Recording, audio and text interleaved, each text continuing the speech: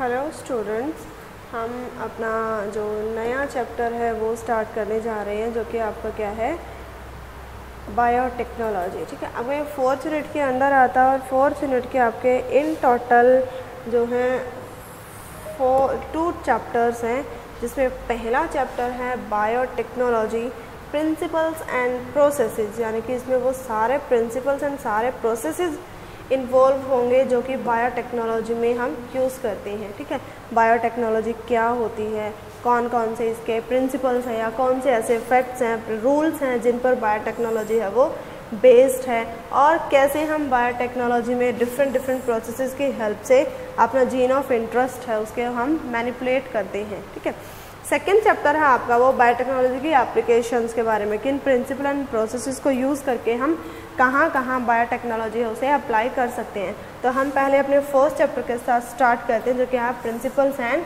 Processes इन biotechnology. ठीक है, biotechnology क्या होती है? बायोटेक्नोलॉजी यानी कि बायो यानी कि life, techno techniques, logos study, यानी कि डिफरेंट टेक्निक्स हैं उनका लिविंग वर्ल्ड में एप्लीकेशन करना। ठीक है, यानी कि application of techniques in living world. अब इन टेक्निक्स को हम किस तरीके से अप्लाई कर सकते हैं? टेक्निक्स को अप्लाई करने का मतलब है डायरेक्टली इनडायरेक्टली कि हम जीन्स को कैसे मैनिपुलेट कर सकते हैं। ठीक है, कि यानी कि एक जीन है उसको हम किस तरीके से मॉडिफाई कर सकते हैं। ठीक है, इस टेक्निक को हम जनरली अप्लाई करते हैं जीन मॉडिफिकेशन में। वो जीन मॉडिफिकेशन में कोई जीन की इंसर्शन हो सकती है, उस जीन में से किसी पर्टिकुलर पार्ट का डिलीशन हो सकता है। ठीक है, या उस जीन के अंदर कोई नई जीन हम ऐड भी कर सकते हैं। जीन मॉडिफिकेशन है, इसको हम सिंपली बोलते हैं जीन मैनिपुलेशन, यानी कि उस पर्टिकुलर स्पीशीज़ के जो उसके नेटिव जीन्स हैं उन्हें मैनिपुलेट करना और उसमें कोई नई जीन ऐड करना, या उस जीन में कुछ एक मॉडिफिकेशंस हैं वो करना।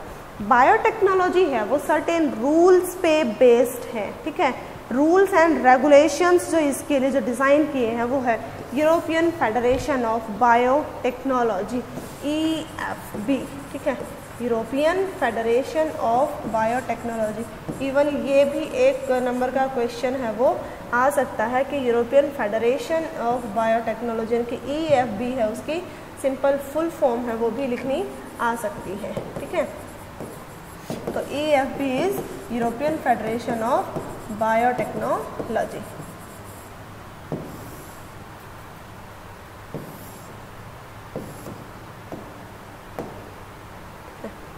अब बायोटेक्नोलॉजी के प्रिंसिपल्स क्या है, यानी कि वो रूल्स जिन पर बायोटेक्नोलॉजी जनरली बेस्ड है। ठीक है, बायोटेक्नोलॉजी उसके पीछे जनरली दो जो हमारे प्रोसेसेस हैं या दो प्रिंसिपल्स हम बोल रहे हैं जिन पर पूरी बायोटेक्नोलॉजी है वो रन करते हैं। उसमें एक आता है जेनेटिक इंजीनियरिंग, एक आता है bio process engineering. Genetic engineering क्या होता है? जेनेटिक इंजीनियरिंग, जेनेटिक यानी कि जीन्स, यानी कि जीन्स को इंजीनियर करना। जीन्स को इंजीनियर किन बेसिस पे करना? कि जीन्स हैं उनमें मॉडिफिकेशन करना, जीन्स को मैनिपुलेट करना। इसमें कोई इंसर्शन हो सकता है, या इसके अंदर कोई डिलीशन हो सकता है, या इसके अंदर कोई ऐसी मॉडिफिकेशन हो सकती है, कोई भी म्यूटेशन हम इसमें कॉज कर सकते हैं। ठीक है, अब मैनिपुलेशन ऑफ जीन्स के बाद वो जीन्स है किस तरीके से एप्लीकेबल हैं, या उन जीन्स को हम कैसे जनरली अप्लाई करते हैं, उन जो जीन्स हमारे लिए कैसे कैसे बेनिफिशियल्स हैं। ठीक है, ये सब हम जेनेटिक इंजीनियरिंग है उसमें करते हैं। इसके लिए बहुत सारे हमें टूल्स की ज़रूरत पड़ती है। ठीक है, उन्हें भी हम धीरे धीरे इसमें करेंगे। ठीक है, बायो प्रोसेस इंजीनियरिंग में क्या होता है कि डिफरेंट ऐसे मेथड्स हैं उन्हें डिस्कवर करना, जिसकी वजह से हमें सिर्फ और सिर्फ डिज़ायर्ड ऑर्गेनिज्म है उन्हीं की ग्रोथ हो, यानी कि स्टेराइल कंडीशन में। स्टेराइल कंडीशन क्या होती हैं? स्टेराइल कंडीशन वो कंडीशन जहाँ कोई भी एक सिंगल माइक्रोब भी ग्रो नहीं कर सकता, यानी कि जहाँ अनडिज़ायर्ड पार्टिकल्स की कोई ग्रोथ नहीं होगी। ऐसी कंडीशंस में, ठीक है, उन कंडीशंस को मेंटेन रखते हुए हम डिज़ायर्ड जीन है या जो डिज़ायर्ड ऑर्गेनिज्म है उसको ग्रो करते हैं। ठीक है, यानी कि हम जो भी हमारा डिज़ायर्ड ऑर्गेनिज्म है उसको हम फेवरेबल ग्रोथ जो प्रोवाइड कराते हैं वो बायो प्रोसेस इंजीनियरिंग के अंडर आता है। ठीक है, हमें बायोटेक्नोलॉजी में डिफरेंट टूल्स की ज़रूरत पड़ती है। टूल्स यानी कि वो मशीन्स या वो भी जो भी हमारे एपरेटस जो हमें जेनेटिक इंजीनियरिंग के लिए नेसेसरी होते हैं। तो हमारे बायोटेक्नोलॉजी टूल्स में सबसे बेसिक नीड है, कुछ एंजाइम्स रहते हैं। ठीक है, वो एंजाइम्स कौन कौन से होते हैं? डिफरेंट काइंड ऑफ एंजाइम है इसमें वो यूज़ किए जाते हैं। ठीक है, जिसमें न्यूक्लियेजेस हैं वो न्यूक्लिक एसिड्स पे काम करते हैं। ठीक है, और न्यूक्लिक एसिड्स को ब्रेक करते हैं, यानी कि न्यूक्लिक एसिड्स को क्लीव करते हैं। क्लीव करने का मतलब है उन्हें ब्रेक करते हैं, तोड़ते हैं। ठीक है, यानी कि उनमें कट जनरेट करते हैं। ऐसे एंजाइम्स जो न्यूक्लिक एसिड्स को डाइजेस्ट करते हैं वो न्यूक्लियेजेस कहलाते हैं। लाइसिंग एंजाइम ये जनरली सेल स्ट्रक्चर को रप्चर करने में यूज़ किए जाते हैं। ठीक है, जो लाइस यानी कि तोड़ना, यानी कि सेल स्ट्रक्चर है उसको रप्चर करने के लिए यूज़ किए जाते हैं। सेल स्ट्रक्चर में भी जनरली सेल वॉल के लिए यूज़ किए जाते हैं। जो लाइसिंग एंजाइम जनरली यूज़ किया जाता है वो सेलुलेज होता है, जो कि सेल वॉल की सेलुलोज को डाइजेस्ट कर देता है और सेल वॉल टूटने के बाद सेल है वो इजीली एक्सपोज हो जाती है। जनरली प्लांट्स में यूज़ किए जाते हैं। ठीक है, लाइगेजेस क्या होते हैं कि ये जो डीएनए फ्रेगमेंट्स हैं उनको जोड़ने का काम करते हैं। ठीक है, यानी कि डीएनए फ्रेगमेंट्स पे काम करते हैं। इनका एक्शन क्या रहता है? उनको ज्वाइन करते हैं, यानी कि जो डिफरेंट डीएनए फ्रेगमेंट्स हैं उनको जोड़ने के लिए हम लाइगेजेस यूज़ करते हैं। अल्कलीन फॉस्फेट्स हैं, ये एक्चुअली जैसे जो हमारे फॉस्फेट बॉन्ड्स हैं उन पर काम करते हैं। अल्कलीन फॉस्फेट्स हैं, जैसा कि इनके नाम से शो हो रहा है। ठीक है, जो हमारे ये फॉस्फेट एंजाइम्स हैं ये फॉस्फेट ग्रुप को रिमूव करने में हेल्प करते हैं। ठीक है, यानी कि ये जनरली फॉस्फेट या जो PO4 ग्रुप ऐड होता है उसको रिमूव करने में हेल्प करते हैं। फॉस्फेट है वो जनरली डीएनए में 5th प्राइम पे ऐड होता है। ठीक है, इसके अलावा सिंथेसाइजिंग एंजाइम यानी कि वो एंजाइम जो सिंथेसिस में काम करते हैं, यानी कि डीएनए फॉर्मेशन में इन्वॉल्व होते हैं। ठीक है, डीएनए फॉर्मेशन में इन्वॉल्व होने वाले एंजाइम्स हैं वो सिंथेसाइजिंग एंजाइम्स कहलाते हैं। सिंथेसाइजिंग एंजाइम्स में जनरली आता है पॉलीमरेज। ठीक है, जैसे डीएनए पॉलीमरेज है, इसके अलावा आरएनए पॉलीमरेज भी होते हैं, बट हम बायोटेक्नोलॉजी में जनरली हम डीएनए पॉलीमरेज एंजाइम है उसको यूज़ करते हैं, जो कि हमारा डीएनए है उसके सिंथेसिस में हमें हेल्प करता है। रिवर्स ट्रांसक्रिप्टेज, ट्रांसक्रिप्शन का उल्टा। ठीक है, यानी कि जो ट्रांसक्रिप्शन को रिवर्स करता है, ये आरएनए से डीएनए बनाने में हेल्प करता है। ठीक है, यानी कि जो सिंगल स्ट्रैंडेड आरएनए है उससे हमें डबल स्ट्रैंडेड आरएनए बना के देता है। ट्रांसक्रिप्शन होती है डीएनए से आरएनए, बट रिवर्स ट्रांसक्रिप्शन है वो उल्टा करता है, हमें आरएनए से डीएनए बना के देता है। ठीक है, रेस्ट्रिक्शन एंजाइम से न्यूक्लियेजेस का ही टाइप होते हैं। ठीक है, इनको रेस्ट्रिक्शन क्यों बोलते हैं, रिस्ट्रिक्टेड क्यों बोलते हैं? बिकॉज ये स्पेसिफिक सीक्वेंसेस तक रिस्ट्रिक्टेड होते हैं। ठीक है, यानी कि स्पेसिफिक सीक्वेंसेस है। सीक्वेंस क्या होता है? डीएनए के अंदर जो न्यूक्लियोटाइड्स हैं उनका जो ऑर्डर है उसी को क्या बोलते हैं? हम सीक्वेंस बोलते हैं। ठीक है, तो जो न्यूक्लियोटाइड्स के ऑर्डर्स हैं उसमें स्पेसिफिक सीक्वेंसेस होती हैं। ठीक है, जहाँ पर ये कट डालते हैं, क्लीव करते हैं, इसी वजह से इनको रेस्ट्रिक्शन एंजाइम्स बोलते हैं। ठीक है, रेस्ट्रिक्शन एंजाइम्स हैं वो 2 टाइप के होते हैं जनरली। एंडोन्यूक्लियेजेस, एंडो यानी कि अंदर। ठीक है, ये विद इन डीएनए क्लीव करते हैं, यानी कि डीएनए के अंदर की सीक्वेंसेस को कट करते हैं। ठीक है, सेकेंड टाइप होता है इनका एक्सोन्यूक्लियेजेस। एक्सो यानी कि जैसा नाम से शो हो रहा है, ये एंड्स पे कट करते हैं। ठीक है, ये एंड पे कट डालते हैं, जबकि एंडोन्यूक्लियेजेस हैं वो डीएनए की सीक्वेंस के अंदर कट डालते हैं। पैलियंड्रोमिक सीक्वेंस क्या होती हैं? पैलियंड्रोमिक सीक्वेंसेस इन रेस्ट्रिक्शन एंजाइम्स के लिए पर्टिकुलर सीक्वेंसेस होती हैं जिन पर ये क्लीव करते हैं पैलियंड्रोमिक सीक्वेंसेस होती हैं जो कि सेम रहती हैं, यानी कि अगर हम उनको दोनों ही प्राइम से या हम उनको दोनों एंड से अगर हम रीड करेंगे तो जो हमारी ये सीक्वेंसेस हैं वो बिल्कुल सेम होंगी, ठीक है, यानी कि जो दोनों ही एंड से सेम होंगी। फॉर एग्जांपल अगर हम एक डीएनए फ्रेगमेंट लेते हैं, ठीक है, इस तरीके से हमने ये सीक्वेंसेस, कॉम्प्लीमेंट्री क्या होगा यहाँ थर्ड प्राइम, ठीक है, सी, ठीक है, ए के साथ टी, ठीक है, ए जी। तो हम इसको या तो इस स्ट्रैंड में स्टडी करें या हम इसको इस स्ट्रैंड में देखें, तो दोनों ही स्ट्रैंड में रीड करने पर क्या होगा, ये बिल्कुल एग्जैक्टली सेम रहेगी, ठीक है, यानी कि हम उसे जब स्ट्रैंड में किसी भी एंड की ओर देखें तो हमें वो क्या दिखाई देगी, बिल्कुल एग्जैक्टली सेम रहेगी, ठीक है। अब स्टिक्की एंड्स क्या होते हैं, जब ये रेस्ट्रिक्शन एंजाइम कट करते हैं तो वहाँ अनवाइंडेड या अनबॉन्डेड न्यूक्लियोटाइड्स रह जाते हैं, ठीक है, वो न्यूक्लियोटाइड्स जो कि सिंगल स्ट्रैंड कॉज करते हैं डीएनए का, क्लीव करने के बाद वो क्या कहलाते हैं, स्टिक्की एंड्स, ठीक है। सपोज हमारे पास ये एक डीएनए है, ठीक है, हमने इस डीएनए के अंदर एक एंजाइम को यहाँ क्लीव करा दिया और ये इस एंजाइम की एक्टिव साइट है। इसके बाद हमारे पास क्या होगा, डीएनए का एक फ्रेगमेंट हमारे पास ऐसा आएगा और डीएनए का एक फ्रेगमेंट ऐसा आएगा, ठीक है।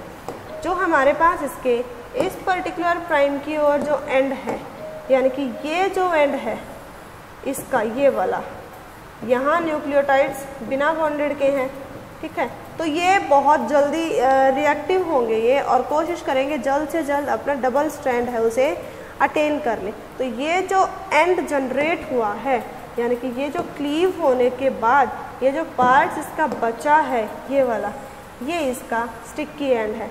सिमिलरली इस स्ट्रैंड में ये जो है ये स्टिक्की एंड है, ठीक है। स्टिक्की का मतलब होता है चिपचिपा, यानी कि जो बहुत जल्दी चिपक जाता है। इसी तरीके से इन एंड्स को स्टिक्की एंड बोलते हैं बिकॉज यहाँ सिंगल स्टैंडर्ड फॉर्म में आ जाता है डीएनए और न्यूक्लियोटाइड्स हैं वो हाईली रिएक्टिव हो जाते हैं अपनी डबल स्टैंडर्ड फॉर्म में उसको अटेन करने के लिए, ठीक है। तो ये जो एंड्स जनरेट होते हैं ये स्टिक्की एंड्स कहलाते हैं। इसके बाद रेस्ट्रिक्शन एंजाइम्स हैं, उनको हम नोमेनक्लेचर कैसे करते हैं, उनको हम नेम कैसे देते हैं। रेस्ट्रिक्शन एंजाइम्स हैं उनकी नेमिंग के लिए स्पेसिफिक रूल्स होते हैं, ठीक है। अब फॉर एग्जांपल हम एक रेस्ट्रिक्शन एंजाइम का एग्जांपल ले लेते हैं, EcoR1, ठीक है। ई है पहला लेटर जो होगा वो उसके जीनस का होगा, ठीक है। ई यानी कि जिस ऑर्गेनिज्म से इसको डिराइव किया गया है, ठीक है। सेकंड है वो उसकी स्पीशीज़ का नेम हो सकता है, ठीक है। जैसे इसकी अगर हम बात करें इसके आर उसकी स्ट्रेन, आगे रोमन में हम लिखते हैं उसका स्ट्रेन नंबर या उसकी क्लास, ठीक है। अब अगर हम EcoR1 का ही एग्जांपल लें तो EcoR1 में जो इसकी इसका जो सोर्स है या जिससे हमने इसको फाइंड आउट किया या जिससे हमने इसको आइसोलेट किया है उस ऑर्गेनिज्म के बेसिस पर हमने इसको नाम दिया है, ठीक है। अगर हम इस ऑर्गेनिज्म का जीनस का नाम लें तो इसका जीनस है एस्कर्शिया,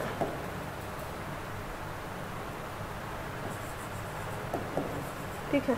एस्कर्शिया इसका जीनस हो गया, कोलाई इसकी स्पीशीज़ हो गई, ठीक है। जीनस का ई, कोलाई का CO, ठीक है। आर रफ है, स्मूथ है, उस बेसिस पर हमने इसका स्ट्रेन टाइप डाल दिया, ठीक है। 1 इसका स्ट्रेन नंबर हो गया, ठीक है। या हम इनको क्लास है उसको भी रोमन में लिखते हैं, ठीक है। इसके अलावा कुछ एक रेस्ट्रिक्शन एंजाइम्स ऐसे भी हैं जिसको उनके सोर्स के बेसिस पर भी नेम दिया जाता है, यानी कि उनको किससे आइसोलेट किया गया है, ठीक है। जैसे कि अगर हम हिंड 2 एंजाइम है उसका एग्जांपल लें, ठीक है। जैसे कि हिंड 2 है, ये जनरली आइसोलेट होता है हीमोफिलस इन्फ्लुएंजा से, ठीक है। जैसे कि हीमोफिलस इन्फ्लुएंजा।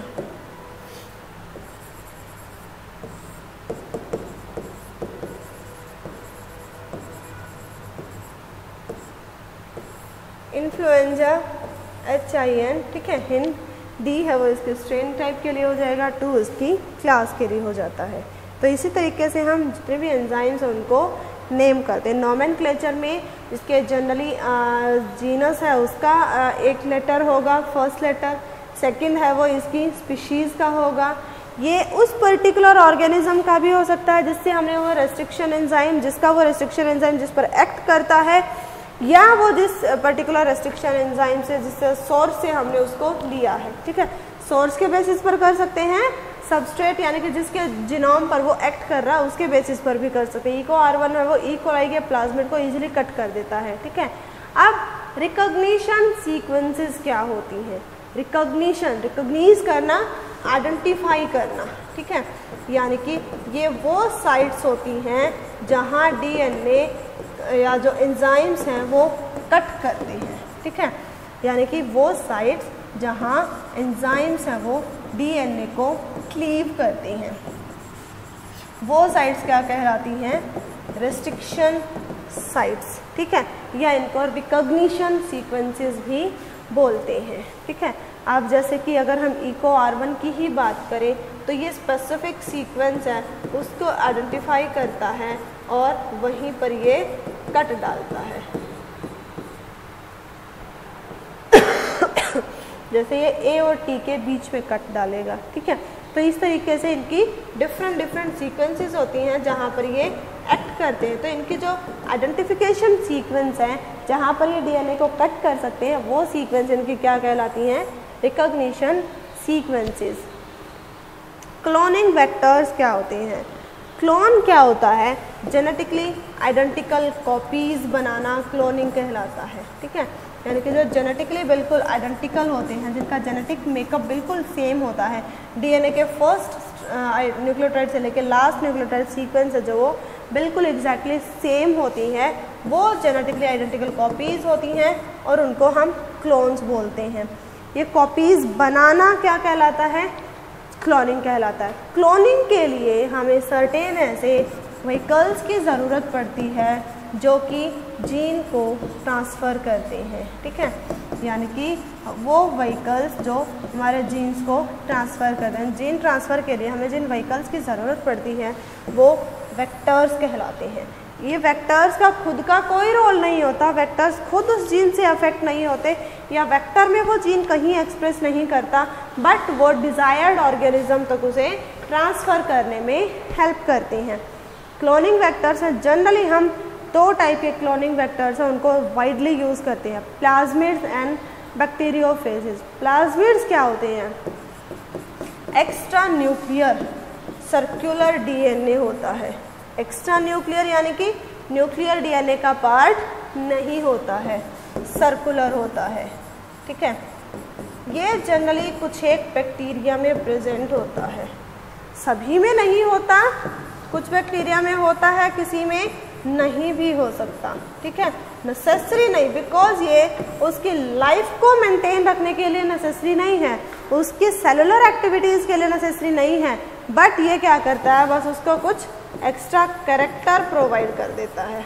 इसी वजह से क्या है कि ये प्लाज्मिड्स हैं उनको हम यूज़ कर सकते हैं, ठीक है, सिर्फ कुछ एक एक्स्ट्रा कैरेक्टर्स प्रोवाइड करता है, अदरवाइज उस सेल के सर्वाइवल के लिए नेसेसरी नहीं होता है, ठीक है। अब एक्स्ट्रा न्यूक्लियर है यानी कि वो सर्वाइवल के लिए नेसेसरी नहीं होता है, ठीक है। ऐसे DNA है वो प्लाज्मिड्स कहलाते हैं, ठीक है। फर्स्ट डिस्कवर्ड प्लाज्मिड है वो है आपका PBr322, ठीक है, जो यहाँ आपको मेंशन भी किया हुआ है। इसके अलावा जो सेकंड वेक्टर्स है जो मोस्ट वाइडली यूज होते हैं वो बैक्टीरियोफेजेस। बैक्टीरियोफेजेस वो वायरसेस हैं जो कि ईजिली बैक्टीरिया को अफेक्ट कर सकते हैं, यानी कि जो बिना किसी एफर्ट के बैक्टीरिया को इन्फेक्ट कर सकते हैं, वो वायरसेस बैक्टीरियोफेजेस कहलाते हैं, ठीक है। तो बैक्टीरियोफेजेस हैं उनको भी वेक्टर के तौर पर यूज़ करते हैं, जैसे कि 5174 बैक्टीरियोफेज है एक, ठीक है।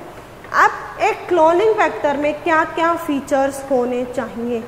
क्लोनिंग फैक्टर के अंदर वो सारे फीचर्स होने चाहिए जो एक जेनेटिक कंटेंट को न्यूक्लियर कंटेंट या हम बोले जेनेटिक कंटेंट होने के लिए चाहिए है। जैसे कि उसमें कोई ना कोई एक ऑरिजिन ऑफ रेप्लिकेशन होना चाहिए, ORI, यानी कि ऑरिजिन ऑफ रेप्लिकेशन, यानी कि उस पर्टिकुलर वेक्टर के पास अपने आप को रेप्लिकेशन स्टार्ट करने के लिए ORI साइट होना नेसेसरी है। जैसे कि इस पर्टिकुलर वेक्टर के अंदर ये ORI साइट है, ठीक है। इसके अलावा एक पर्टिकुलर वेक्टर के अंदर ORI साइट के साथ साथ कोई पर्टिकुलर रिकॉग्निशन सीक्वेंसेस होने चाहिए या जिन्हें हम रेस्ट्रिक्शन साइट्स भी बोलते हैं, यानी कि इनमें रेस्ट्रिक्शन साइट्स भी प्रेजेंट होने चाहिए। रेस्ट्रिक्शन साइट्स क्या होती हैं? जहां एंडोन्यूक्लिएजेस हैं वो क्लीव करेंगे, ठीक है, यानी कि जहां हम अपना जीन ऑफ इंटरेस्ट है वो डाल सकते हैं। ऐसी साइट्स भी प्रेजेंट होनी चाहिए, ठीक है। अब इसके अंदर जितनी भी ये साइट्स देख रहे हैं, ठीक है, ये है यहाँ BAM-H1, ये है SAL-H1, SAL-1, सॉरी PVU2, ठीक है, HIND3, ECO-R1, CLAV1, ठीक है, PVU1, PAT1, ये सब क्या है? रेस्ट्रिक्शन साइट्स हैं, यानी कि यहाँ से लेकर यहाँ तक की जो साइट है यहाँ PVU2 एंजाइम कट करेगा। ये जो साइट है यहाँ हमारा जो ये इतनी ये BAM-H1 है, ये कट करेगा। इस साइट पे SAL-H1 कट करेगा। ये जो साइट है यहाँ HIND3 कट करेगा। ये जो साइट है यहाँ CLAV1 कट करेगा। ये साइट है यहाँ ECO-R1 क्लीव करेगा। इस पर्टिकुलर साइट पे PVU1 करेगा। इस पर्टिकुलर साइट पे PAT क्लीव करेगा, ठीक है। यानी कि अलग अलग सीक्वेंसेस के बेसिस पर अलग अलग एंजाइम्स के लिए एक्टिव साइट्स होंगी जिन्हें हम जनरली रेस्ट्रिक्शन साइट्स बोलते हैं। इन सब के साथ साथ किसी भी वेक्टर में क्लोनिंग वेक्टर होने के लिए एक और जो क्राइटेरिया नेसेसरी आता है वो आता है प्रेजेंस ऑफ सेलेक्टेबल मार्कर। अब ये सेलेक्टेबल मार्कर क्या होते हैं?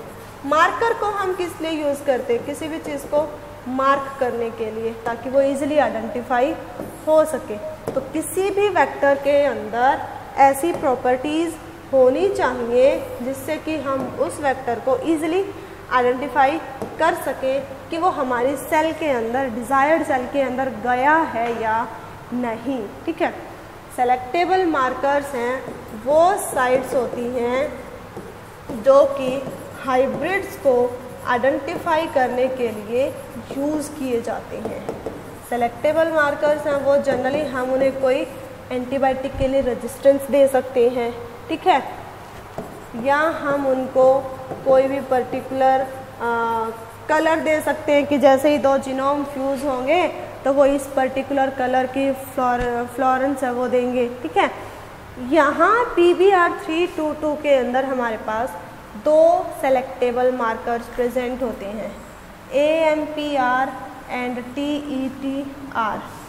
AMPR, R यानी कि रेजिस्टेंस, AMP एम्पीसिलिन रेजिस्टेंस, यानी कि एम्पीसिलिन एक एंटीबायोटिक है और इस एंटीबायोटिक के लिए इस सीक्वेंस में अगर हम जीन डालेंगे तो वो हमारा एंटीबायोटिक एम्पीसिलिन के लिए रेजिस्टेंट होगा, उसका उस पर कोई असर नहीं होगा। ऐसे ही TETR यानी कि टेट्रासाइक्लिन एक और एंटीबायोटिक है जिसके लिए ये रेजिस्टेंस होता है। यानी कि अगर हम इन दोनों साइट्स पर अपना डिज़ायर्ड जीन है वो डालते हैं तो वो क्या होगा हमारा, अगर हम यहाँ डालेंगे तो वो एम्पीसिलिन के लिए रेजिस्टेंट होगा, अगर हम इस साइट में डालेंगे कहीं तो वो टेट्रासाइक्लिन के लिए रेजिस्टेंट होगा। अगर हम उस जीन को इन पर्टिकुलर साइट्स में डालने के बाद अगर हमने AMPR में डाला है तो हम एम्पीसिलिन वाले मीडियम में ग्रो करेंगे तो सेल है वो ग्रो करेगी, बट टेट्रासाइक्लिन वाले में वो मर जाएगी। अगर हमने उसको टेट्रासाइक्लिन वाले जीन में प्लेस किया है तो हमारी जीन है वो टेट्रासाइक्लिन में सर्वाइव करेगी, बट एम्पीसिलिन में वो उसकी डेथ हो जाएगी। अगर हमने दोनों ही साइट्स में अपने जीन ऑफ इंटरेस्ट डाले तो वो दोनों ही फेजेस में अपने आप को सर्वाइव, सेल जो है वो सर्वाइव करेगी, वो जिंदा रहेगी। तो किसी भी क्लोनिंग वेक्टर के अंदर क्लोनिंग वेक्टर होने के लिए 3 क्राइटेरिया है उनका प्रेजेंट होना ज़रूरी होता है। Origin of replication, restriction sites and selectable mark. इसके बाद हम चलते हैं अपनी नेक्स्ट की ओर। अब हमने क्लोनिंग वेक्टर है वो तो आइडेंटिफाई कर लिया, क्लोनिंग वेक्टर हमने ले लिया, लेकिन क्लोनिंग वेक्टर को सरवाइव करने के लिए, रेप्लिकेट करने के लिए, ग्रो करने के लिए कोई पर्टिकुलर होस्ट चाहिएगा। वो होस्ट जो उस वेक्टर के लिए सूटेबल है, जिस होस्ट के अंदर वो वेक्टर सरवाइव कर सकता है, वो कॉम्पिटेंट होस्ट कहलाता है। यानी कि जिसके अंदर हमारा डिज़ायर्ड जीन है वो रेप्लिकेट कर सकता है, वो होस्ट है सूटेबल या कॉम्पिटेंट होस्ट कहलाता है। यहाँ हम जनरली माइक्रोब्स को होस्ट के तौर पर यूज़ करते हैं, और माइक्रोब्स में भी मोस्ट प्रेफरेबली बैक्टीरिया यूज़ किए जाते हैं, बिकॉज इनकी लाइफ साइकिल है वो अप्रोक्स 20 मिनट्स तक की होती है। ठीक है, जैसे ई कोलाई का अगर एग्जांपल ले तो 20 मिनट्स में उसकी नेक्स्ट जनरेशन है वो अपीयर हो जाती है, तो हम अपनी डिज़ायर्ड सेल्स हैं उनको ईजिली वहाँ देख सकते हैं, अपने डिज़ायर्ड कैरेक्टर्स को।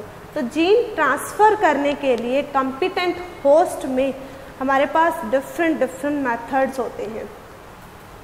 यानी कि सूटेबल होस्ट में हम अपने क्लोनिंग वेक्टर को के थ्रू जीन को कैसे ट्रांसफ़र कर सकते हैं। इसमें एक तो आता है वेक्टर मीडिएटेड, यानी कि जिसमें हमें वेक्टर की ज़रूरत पड़ेगी। ठीक है, जैसे हमने PBR322 है, इसी को ले लिया, हमने इसके अंदर टेट्रासाइक्लिन रेजिस्टेंट साइट के अंदर अपना जीन ऑफ इंटरेस्ट है वो डाल दिया। ठीक है, और हम क्या करेंगे, उसको किसी पर्टिकुलर बैक्टीरिया, हम ई कोलाई का एग्जांपल लें, उसके अंदर उसको प्लेस कर दिया। ठीक है, यानी कि जहाँ वेक्टर है वो यूज़ होंगे। ठीक है,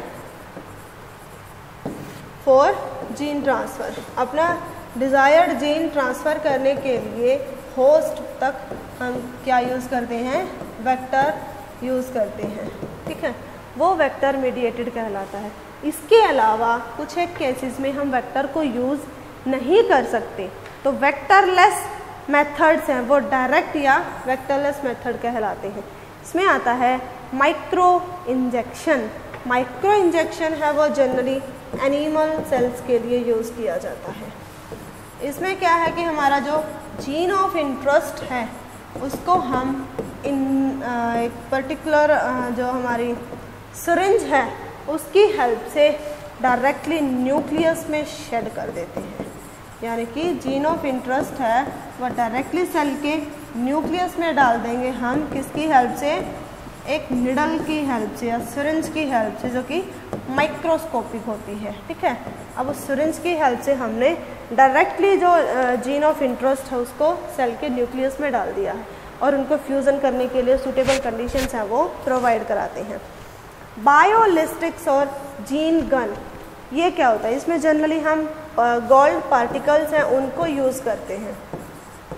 गोल्ड पार्टिकल्स हैं हाई वेलोसिटी के साथ जाते हैं। ठीक है, और वो क्या करते हैं, सेल को एकदम से सेल वॉल को रप्चर करके सेल के डायरेक्ट न्यूक्लियस तक वो पहुंच जाते हैं। ठीक है, ये प्लांट सेल के केस में हम ज़्यादा यूज़ करते हैं, बिकॉज उनके पास सेल वॉल होती है जिसके थ्रू माइक्रो इंजेक्शन है वो नहीं जा सकता, माइक्रो सिरिंज है वो नहीं जा सकती है। तो बायोलिस्टिक या जीन गन है उसको हम प्लांट्स में यूज़ करते हैं। गोल्ड पार्टिकल्स हैं उनको हम कोट कर देते हैं अपने डिज़ायर्ड जीन के साथ। ठीक है, यानी कि डिज़ायर्ड जीन के साथ हम उसको जैसे ही कोट कर देते हैं, तो जैसे ही वो सेल के अंदर जाएगा, वहाँ से न्यूक्लियस में पहुँचता है, तो जीन है उन गोल्ड पार्टिकल्स के साथ खुद ब खुद सेल के अंदर तक पहुँच जाता है और जीनोम में इनकॉर्पोरेट कर जाता है।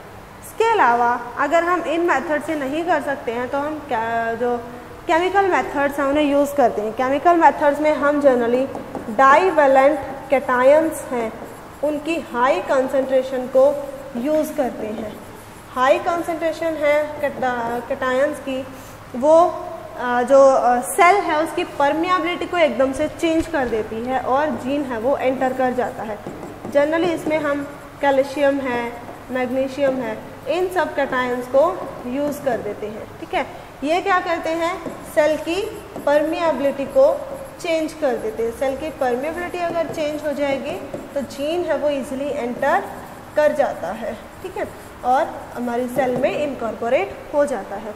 अगर हम इनमें से किसी भी मेथड से जीन को ट्रांसफ़र नहीं कर सकते, हम वेक्टर यूज़ नहीं कर सकते, हम केमिकल मेथड यूज़ नहीं कर सकते, हम जीन गन के थ्रू नहीं ट्रांसफ़र कर पा रहे हैं, हम माइक्रो इंजेक्शंस को नहीं यूज़ कर सकते, तो हम इलेक्ट्रोपोरेशन को यूज़ करते हैं।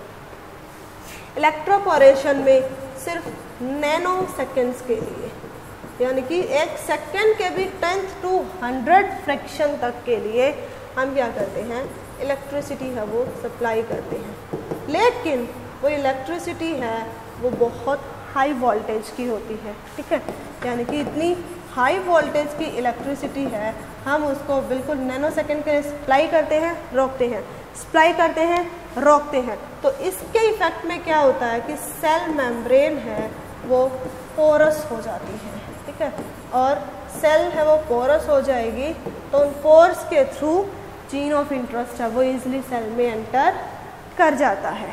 तो ये हमारे डिफरेंट मेथड्स हैं जिनके थ्रू हम जीन ऑफ इंटरेस्ट है उसको अपने कॉम्पिटेंट होस्ट तक पहुंचा सकते हैं। ठीक है, वेक्टर यूज़ कर सकते हैं, अदरवाइज हम माइक्रो सिरिंजेस यूज़ कर सकते हैं, जीन गन यूज़ कर सकते हैं, बाईवैलेंट कैटायंस है उन्हें यूज़ कर सकते हैं, और अगर हम इन किसी भी मेथड को यूज़ नहीं कर सकते तो हम इलेक्ट्रिसिटी को यूज़ करके सेल के अंदर जो हमारा जीन ऑफ इंटरेस्ट है उसे इनकॉर्पोरेट कर सकते हैं। के बाद जेनेटिक इंजीनियरिंग में कौन कौन से प्रोसेसेस इन्वॉल्व होते हैं या जेनेटिक इंजीनियरिंग का ओवरऑल प्रोसीजर क्या रहता है। जेनेटिक इंजीनियरिंग यानी कि जीन्स को इंजीनियर करना। जीन्स कहाँ प्रेजेंट होते हैं, डीएनए में। तो सबसे पहले हमें क्या चाहिएगा, डीएनए, यानी कि डीएनए आइसोलेशन चाहिए।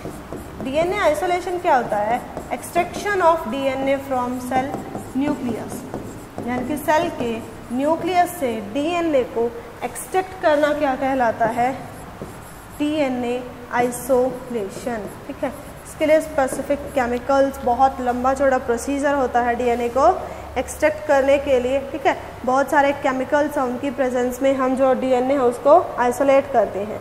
डीएनए आइसोलेशन के लिए हमें पहले सेल वॉल है उसको रप्चर करना पड़ता है। तो जो सॉल्यूशन जिसमें हम सेल को रखेंगे डीएनए आइसोलेशन के लिए, उसमें जनरली हमारे पास हाइड्रोलाइसिस एंजाइम चाहिएंगे हमें, जो कि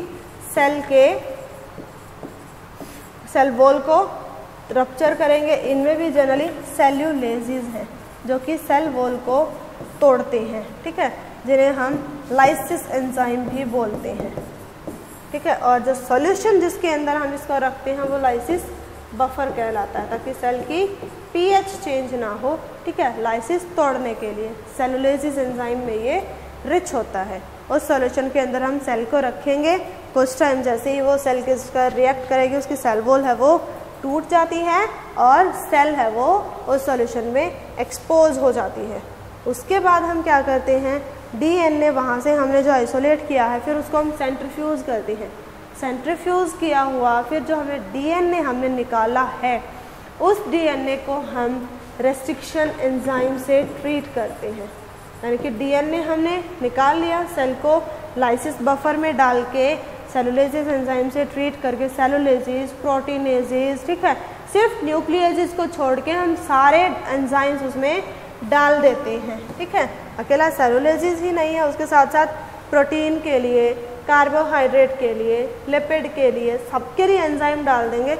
लेकिन न्यूक्लिक एसिड या डीएनए के लिए न्यूक्लियेजेस उसमें अभी हम नहीं डालेंगे, क्योंकि हमें डीएनए वहाँ से निकालना है। ठीक है, डीएनए निकालने के बाद हम क्या करेंगे, उसको रिस्ट्रिक्शन एंजाइम से ट्रीट करेंगे, यानी कि उसको हम रेस्ट्रिक्शन एंजाइम्स के सॉल्यूशन में डालेंगे।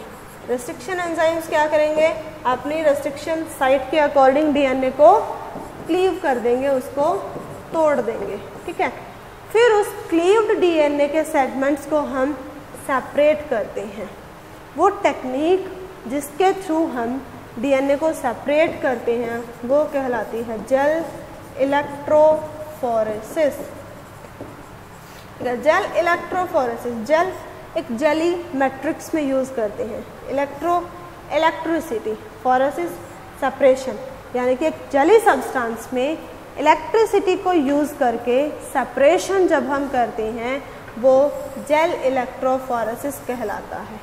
जेल इलेक्ट्रोफोरेसिस का प्रिंसिपल क्या है, ये बाय मॉलिक्यूलर वेट सेपरेट करती है, ठीक है। सेपरेशन जो है वो मॉलिक्यूलर वेट के अकॉर्डिंग होगा। प्रिंसिपल क्या है जेल इलेक्ट्रोफोरेसिस का, या किस बेसिस पर ये आइसोलेट करती है, सेपरेट करती है, ठीक है। डीएनए है वो नेगेटिवली चार्ज होता है, ठीक है। जैसे ही हम जो इसमें ये वेल्स हैं जहाँ हम सैंपल लोड करते हैं वहाँ नेगेटिव चार्ज होता है, ठीक है। यहाँ इसमें दो हमारे पास रॉड्स लगी होती हैं जहाँ हम अपने जो पिन्स हैं, प्लग्स हैं, उन्हें जो हमारी केबल है उसको प्लग इन करते हैं, ठीक है, ताकि हम क्या करें, इलेक्ट्रिसिटी है वो सप्लाई कर सकें। नेगेटिवली चार्ज डीएनए है वो पॉजिटिव पोल की ओर रन करता है, ठीक है। जैसे ही इलेक्ट्रिसिटी सप्लाई करते हैं नेगेटिवली चार्ज है वो पॉजिटिव पोल की ओर रन करता है और बाय मॉलिक्यूलर वेट डीएनए के फ्रेगमेंट्स हैं वो सेपरेट हो जाते हैं। जितना बड़ा फ्रेगमेंट होगा मॉलिक्यूलर वेट उतना ही ज़्यादा होगा और उतनी ही कम डिस्टेंस वो कवर करेगा। जितना छोटा डीएनए फ्रेगमेंट होगा उतना ही कम मॉलिक्यूलर वेट होगा और उतनी ही लंबी डिस्टेंस है वो कवर करेगा, यानी कि अपोजिट पोल को पहुंचने के लिए उतनी ही डिस्टेंस वो कवर कर पाएगा, ठीक है। अब डीएनए जो जेल इलेक्ट्रोफोरेसिस है उसके लिए हमारे पास एक पर्टिकुलर यूनिट होती है जिसको हम इलेक्ट्रोफोरेटिंग यूनिट बोलते हैं, ठीक है। ये इलेक्ट्रोफोरेटिंग यूनिट है, उसमें क्या क्या होता है, एक कास्टिंग प्लेट होती है जिसके अंदर हम जेल को डालते हैं। यहाँ हमने जेल को डाल दिया, जेल में हम यहाँ वेल्स बनाते हैं, यानी कि खाली स्पेसिस बनाते हैं। जैसे सॉलिडिफाई होते हैं ना, हम यहाँ स्ट्रक्चर्स हैं वो लगा के रख देते हैं। कोम्ब आता है इसके लिए पर्टिकुलर, जैसे ही वो कोम्ब प्लेस करते हैं वहाँ ये खाली स्पेसिस बन जाएंगे, उसमें हम अपना सैंपल लोड करते हैं, ठीक है। यानी कि इसके अंदर हम सैंपल लोड करेंगे जो कि क्या हमारा डीएनए जो हमने इन एंजाइम से ट्रीट किया हुआ है, ठीक है। फिर क्या करेंगे, हम इलेक्ट्रिसिटी सप्लाई करेंगे। इन सैंपल से रन करते हुए डीएनए है वो जेल में रन करेगा, ठीक है। अब जैसे ही हमारा डीएनए हमें लगेगा पोल्स तक पहुंच गया है, सारे वेल्स खाली हो चुके हैं, उसके बाद हम इस जेल को यूवी रेडिएशंस में एग्जामिन करते हैं, यानी कि observe under UV radiation. Electrophoresis करने के बाद जैसे हम यूवी रेडिएशंस पे इन्हें देखते हैं हमें ऑरेंज कलर के बैंड्स दिखाई देते हैं। जहाँ जहाँ ऑरेंज कलर के बैंड्स दिखाई देंगे वहीं हमारा डीएनए जो है वो प्रेजेंट होता है, ठीक है।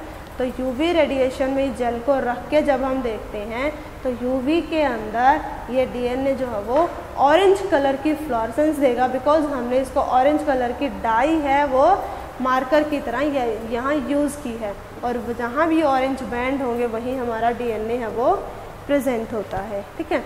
अगर हम एक जनरल प्रोसेस की बात करें जो कि रिकॉम्बिनेंट डीएनए टेक्नोलॉजी है, यानी कि हमारा रिकॉम्बिनेंट डीएनए है, उसको जनरेट करने के लिए हम कौन सा प्रोसेसर जनरली यूज़ करते हैं, ठीक है। सपोज़ हमने एक वेक्टर ले लिया, ठीक है, प्लाज्मिड, जो कि सर्कुलर डबल स्ट्रैंडेड डीएनए होता है। ये फॉरेन डीएनए है जिसको हमें इस वेक्टर के थ्रू होस्ट तक लेके जाना है, ठीक है। यानी कि हमें इस डीएनए की प्रोडक्ट चाहिए है, तो हमें क्या करना है, ये इस वेक्टर में ट्रांसफ़र करना है। सबसे पहले हम क्या करेंगे, यहाँ रेस्ट्रिक्शन एंजाइम्स हैं उनकी हेल्प से कट करेंगे। जिस रेस्ट्रिक्शन एंजाइम की हेल्प से हम यहाँ कट करेंगे, सेम वही रेस्ट्रिक्शन एंजाइम हम यहाँ भी यूज़ करेंगे। दोनों के अंदर सेम कट बनेंगे, ठीक है। तो यहाँ से हम अपना डिज़ायर्ड फ्रेगमेंट है उसको उठा के यहाँ प्लेस कर देंगे, ठीक है। अब क्या होगा, लाइगेज एंजाइम है वो इसको जोड़ देगा, लाइगेज की हेल्प से ये जुड़ गया। फिर हम किसी भी पर्टिकुलर मेथड की हेल्प से इस वेक्टर को होस्ट में ट्रांसफ़र कर देंगे, जो कि जनरल एक बैक्टीरियम है। वेक्टर का या डिज़ायर्ड जीन का होस्ट में ट्रांसफ़र कहलाता है ट्रांसफॉर्मेशन, ठीक है। हमने इसको होस्ट में ट्रांसफ़र कर दिया। होस्ट में ट्रांसफ़र करने के बाद क्या होगा, जैसे जैसे बैक्टीरियल सेल डिवाइड करती चलेगी, हमारा जीन ऑफ इंटरेस्ट है वो भी उसके साथ ही डुप्लीकेट होता चलेगा और हमें इसकी मल्टीपल कॉपीज़ हैं वो मिल जाएंगी। जैसे ही ये सेल अपने लिए डिज़ायर्ड प्रोटीन बनाएगी, वैसे ही हमें अपने इस पर्टिकुलर डिज़ायर्ड जीन के लिए प्रोटीन है वो भी मिल जाती है और हम उसको फाइनली आइसोलेट कर लेते हैं। तो हमने यहाँ तक का कर लिया कि यानी कि हमने डीएनए है वो आइसोलेट कर लिया है, ठीक है। हमने उसको वेक्टर में भी डाल दिया, ठीक है। और अब हम क्या करेंगे, उसको जैसे ही हमने अपना डीएनए आइसोलेट किया है, यानी कि हमारा डीएनए आइसोलेट अभी हो चुका है, तो उस आइसोलेटेड डीएनए को हम एम्पलीफाई करते हैं ताकि हमारे पास क्या हो, ज़्यादा से ज़्यादा डीएनए है वो प्रेजेंट हो। अगर थोड़ा बहुत डीएनए सैंपल ख़राब भी हो जाता है तो भी हमारे पास स्टॉक में जीन है वो प्रेजेंट रहे। यानी कि हम एम्पलीफिकेशन ऑफ जीन में क्या करते हैं, जीन की मल्टीप्लिकेशन करते हैं, ठीक है। जीन को मल्टीप्लाई करते हैं ताकि हमारे पास बड़ी अमाउंट में वो जीन है वो अवेलेबल हो जाए। इसके लिए हमें क्या क्या चाहिएगा, सबसे पहले तो हमें डिज़ायर्ड जीन ही चाहिएगी, यानी कि जिसको हमें एम्पलीफाई करना है, ठीक है, डिज़ायर्ड जीन चाहिएगी। इसके अलावा हमें डीऑक्सी राइबोन्यूक्लियोटाइड्स यानी कि डीएनटीपीज चाहिएंगे। डीएनटीपीज में जैसे डी एटीपी, डी टीटीपी, ठीक है, D CTP and D GTP. Deoxyribose adenosine triphosphate, thymine triphosphate, cytosine triphosphate and guanosine triphosphate, ठीक है, ये हमें चाहिएंगे। इसके साथ साथ हमें और जो सब्सटेंसेस चाहिएंगे उसमें एक होगा हमारे पास polymerase enzyme. Normal polymerase enzyme है, एम्पलीफिकेशन है वो थोड़ा सा हाई टेम्परेचर पे की जाती है। तो नॉर्मल पॉलीमरेज एंजाइम है वो तो वहाँ डिनेचर हो जाएगा, ख़राब हो जाएगा, ठीक है, अपना 3D स्ट्रक्चर है वो लॉस कर देगा और वो एक्ट नहीं कर पाएगा। तो यहाँ जो पॉलीमरेज एंजाइम हम यूज़ करते हैं वो होता है टाक पॉलीमरेज। टाक पॉलीमरेज है वो एक पर्टिकुलर बैक्टीरियम से आइसोलेट किया जाता है, थर्मस एक्वाटिकस, जो कि हॉट स्प्रिंग्स में मिलता है। ये बैक्टीरिया बहुत हाई टेम्परेचर पे सरवाइव करता है, तो इसी वजह से इस बैक्टीरिया का पॉलीमरेज एंजाइम है वो यूज़ किया जाता है ताकि जब हम हाई टेम्परेचर पे एम्पलीफाई करें तो पॉलीमरेज रिएक्शन है वो रुके ना। थर्मस के टी और एक्वाटिकस का एक क्यू से बना है टाक, ठीक है। टाक पॉलीमरेज ले लिया हमने, डीएनटीपीज हो गए हमारे पास, डिज़ायर्ड जीन हो गई।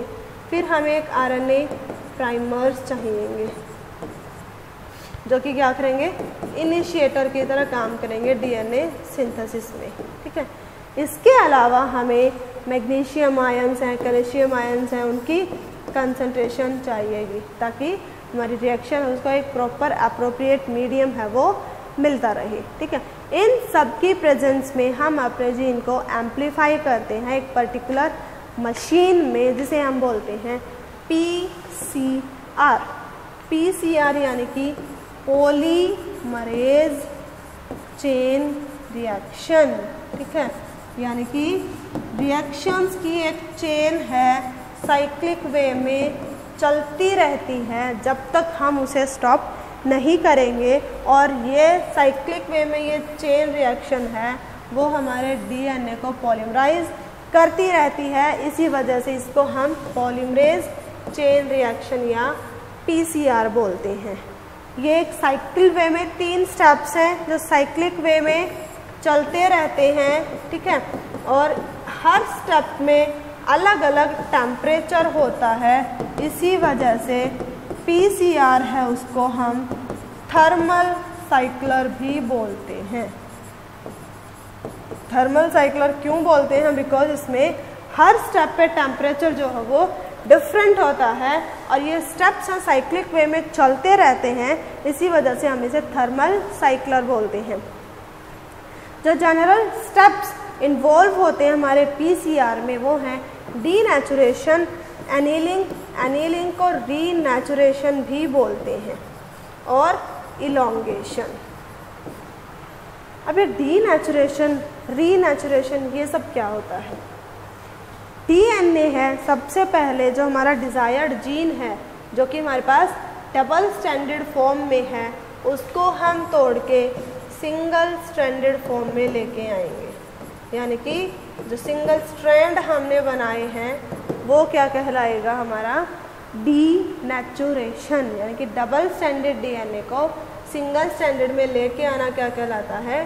डीनेचुरेशन। डीनेचुरेशन है वो अप्रोक्स 94 डिग्री सेल्सियस पे 1 मिनट के लिए हम जीन को ट्रीट करते हैं और वो डीनेचर हो जाता है। इसके बाद एनीलिंग यानी कि प्राइमर बाइंडिंग। एनीलिंग में प्राइमर है वो बाइंड करते हैं।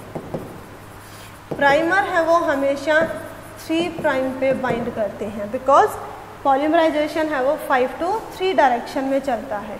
प्राइमर जो बाइंड होंगे इसमें हम सेल को अप्रोक्स 65 डिग्री सेल्सियस पे 2 मिनट्स के लिए ट्रीट करते हैं, ठीक है। तो प्राइमर्स हैं हमारे बाइंड हो जाते हैं।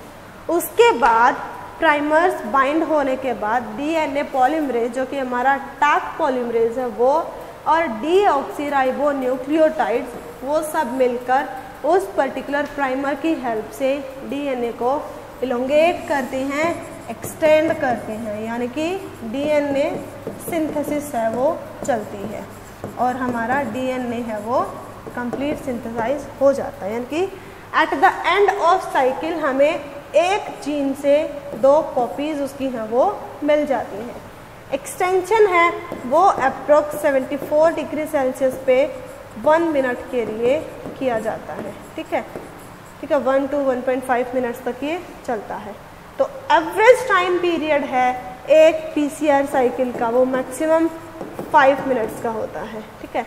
तो हमें जितनी एक्सटेंट तक उसे एम्पलीफाई करना है उतने ही नंबर ऑफ साइकिल हम उसमें फिल कर देते हैं।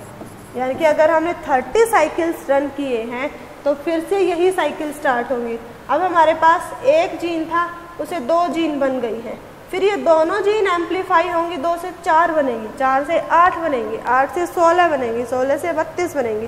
तो ऐसे हमने जितने भी नंबर ऑफ साइकिल भरे हैं उतनी ही टाइम हमारा जीन है वो एम्पलीफाई हो चुका होता है और हमें एंड में एक बहुत बड़ी अमाउंट जो हमारे जीन की वो मिल जाती है, ठीक है। यह कहलाती है हमारी पॉलीमरेज चेन रिएक्शन या PCR। PCR परफॉर्म करने के बाद हम ट्रांसफॉर्मेशन करते हैं, यानी कि जो हमारा रिकॉम्बिनेंट DNA है उसको कॉम्पिटेंट होस्ट में डालते हैं, ठीक है। कॉम्पिटेंट होस्ट से फिर हम अपने जीन प्रोडक्ट कैसे निकालते हैं? होस्ट है वो जनरली बैक्टीरिया होते हैं और बैक्टीरिया को हम लार्ज स्केल पे कल्चर कर सकते हैं। कल्चर करना क्या होता है? Growing host at large scale, ठीक है। उस होस्ट को हम लार्ज स्केल पर, कमर्शियल स्केल पर हम उसे कल्चर करते हैं ताकि मैक्सिमम यील्ड हम उससे ले सकें। वो कंटेनर्स जिनके अंदर हम कल्चर करते हैं, ठीक है, क्लोज्ड होते हैं, लार्ज कंटेनर्स, ठीक है, जिसमें कल्चरिंग करते हैं, वो कहलाते हैं बायो रिएक्टर्स। यानी कि वो जिन कंटेनर्स में हम कल्चर करेंगे अपने होस्ट को, वो कंटेनर्स बायो रिएक्टर कहलाते हैं। बायो रिएक्टर्स हैं वो जनरली 2 टाइप के होते हैं, ठीक है। एक स्टरिंग टाइप होता है, एक एजिटेटेड होता है। स्टरिंग टाइप में क्या होता है कि बेस में व्हील लगा होता है, ठीक है। ऊपर से हम जैसे इसमें स्टरलाइजेशन के लिए यहाँ से स्टीम डालते रहेंगे, ठीक है।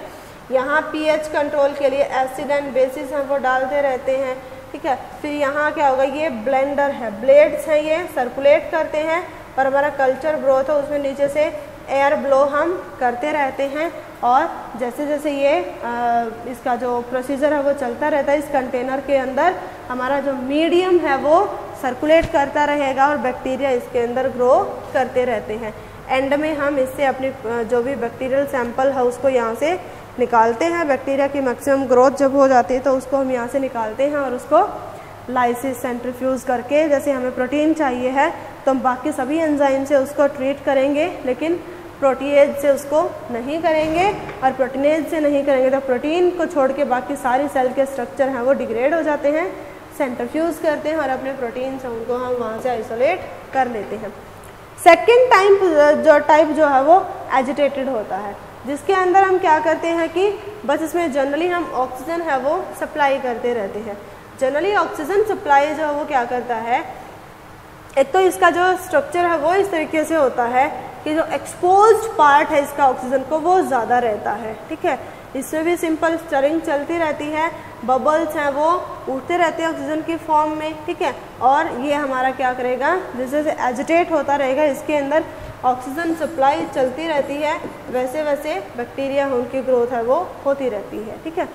इसके बाद हम क्या करते हैं, जैसे हमने मैक्सिमम ग्रोथ करा ली है बैक्टीरिया की, फिर डाउन स्ट्रीमिंग प्रोसेसिंग होती है, यानी कि harvesting the gene product. Gene product को हम हार्वेस्ट कैसे करेंगे, बायोरिएक्टर्स में कल्चर करने के बाद हम क्या करेंगे, जो हमारा बायोरिएक्टर से सैंपल है उसे लेंगे और उसके अंदर हम हाइड्रोलाइसिस एंजाइम डाल देंगे, ठीक है।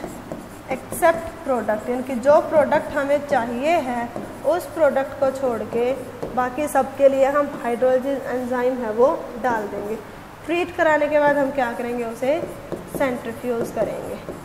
सेंट्रीफ्यूज में क्या होगा, जो हमारी प्रोडक्ट है वो तो सेटल डाउन हो जाएगी, ठीक है, नीचे बच जाएगी और बाकी जो हमारा सुपर नेटेंट बच गया, इनके ऊपर जो डेब्रीज है उन्हें हम डिस्कार्ड कर देते हैं और जो हमारे नीचे सेटल डाउन प्रोडक्ट है उसे हम वहाँ से आइसोलेट कर लेते हैं और उसे कमर्शियली यूज़ करते हैं।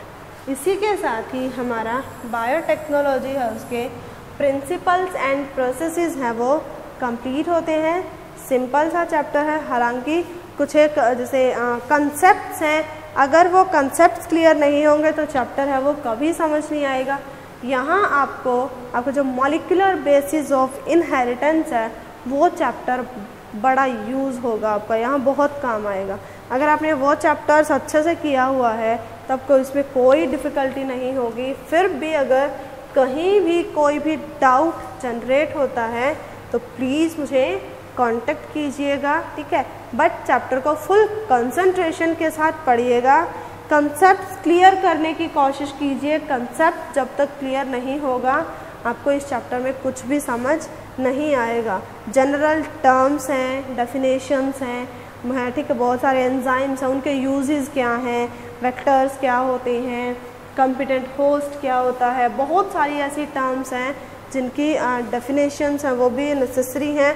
और उनकी जैसे उनके नेम से ही अगर आप थोड़ा दिमाग लगा के थोड़ा सा कंसंट्रेट होकर पढ़ेंगे तो हर एक चीज़ है वो उसके नेम से ही उसका मीनिंग है वो एक्सप्रेस हो रहा है। तो फुल ऑन कंसंट्रेट होकर चैप्टर को पढ़िएगा। अगर कहीं भी कोई भी डाउट आता है तो मुझे कांटेक्ट कीजिएगा। All the best.